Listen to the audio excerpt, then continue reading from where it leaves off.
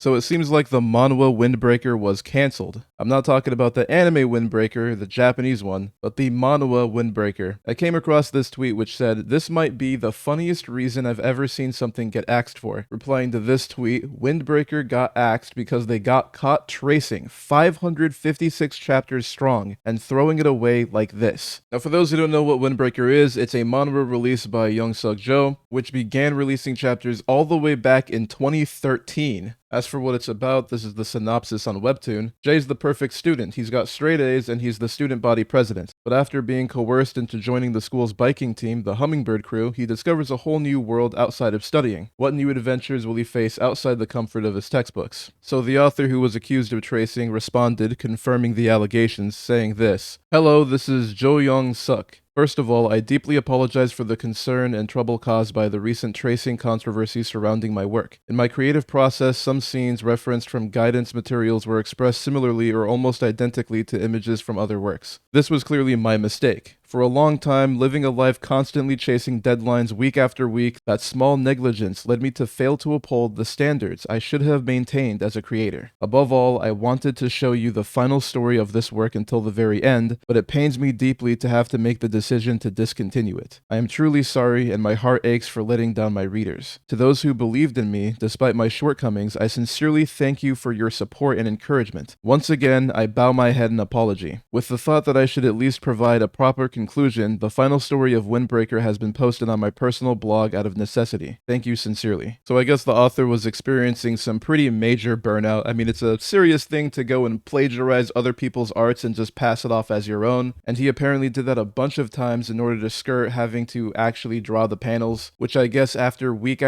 since like 2013, doing this for so long and getting tired of dealing with the deadlines and all of that pressure, I can see how the burnout would have piled up over time. I mean, 2013 was literally 12 years ago. Now, I imagine there's going to be some people that are pretty upset about this. They were sticking with the manhwa for a very long time, and now it's just gone at the drop of a hat, discontinued because the author got caught plagiarizing other people's projects. Now, this isn't a manhwa that I read. Personally, I'm only focused on I Shall Master This Family, The Beginning After the End, and Omniscient Reader's Viewpoint. So I don't really know how good it was, but I saw a lot of people expressing relief that it wasn't the other Windbreaker, the manga, that got cancelled. I thought for a second this was about Windbreaker the manga, but no, thank God it's just the manhwa. And if we actually look at what the plagiarism looked like, it's pretty obvious. Like, this is blatant. I don't even think the guy tried to hide it. Like, you can see this panel is from Windbreaker, and this is Kaneki from Tokyo Ghoul, and this is how it overlays. Like, it's clearly a one-to-one here. It was traced. Another example here with this guy wearing the bike helmet, clearly this one's from Windbreaker, and this is what it was traced from. But it's pretty clear that the similarities are very great between these two panels. Comes from here. I don't know if this is a video or an actual manhwa. The author took many opportunities to trace art if he wanted to have a cool looking manhwa panel, but didn't actually want to go through drawing everything. And yeah, it's pretty serious in this space to just steal art and not actually create it yourself. Like, that's going to be very heavily frowned upon for a manhwa artist, the likes of using AI in your art. Like, it's going to be held up in that kind of regard as far as how bad it is. Actually, that art that was traced from the TikTok actually did look like an AI. Someone replied with, "Bro copied an AI?" To which the OP replied yes, and showed another instance of AI being used on the left, being traced into a Windbreaker panel on the right. Now, I definitely understand how this guy could get burnout after doing over 500 chapters for 12 years. Like, that's a long time. If you're dealing with weekly deadlines all of that time, I mean, I get it. And it's not as if this is what he was doing the entire time. It's just a shame that the series had to end like this instead of getting real closure in an actual manhwa chapter, because for fans that were reading for so many years, I'm sure they would actually have liked to see things get wrapped up properly. But I guess that just goes to show how serious it is to use AI or trace AI or steal other people's art and put it into your own projects. Like with the Tokyo Ghoul panel, like, I don't think that there's anybody that wouldn't recognize that. But it kind of makes me wonder how much more this is probably happening when it comes to manhwa. If it's one author that's responsible for writing the story and doing all of the art, it's going to be a pretty big burden on them, especially when they have to meet those deadlines weekly. And that's why I think think it's really good for manga and manhwa projects to be able to divide the work up. Like at least having one separate person to be able to do the art while the author focuses on the writing. That'll take a lot of the workload off of the author's shoulders and allow them to be creative and do things more efficiently. But that's just my thoughts. I think this just goes to show how hard it is to do all of this entire manhwa pretty much by yourself. He had a manhwa ongoing for a long time. It looks like it was pretty popular and it was serialized all the way back in 2013. He ended up getting lazy and made the mistake of plagiarizing, and now his manhwa is not going to see a proper ending. But let me know your thoughts in the comments below. And if you liked the video, hit the like button and subscribe to the channel if you were not already. Thank you so much for watching, and I'll see you next time.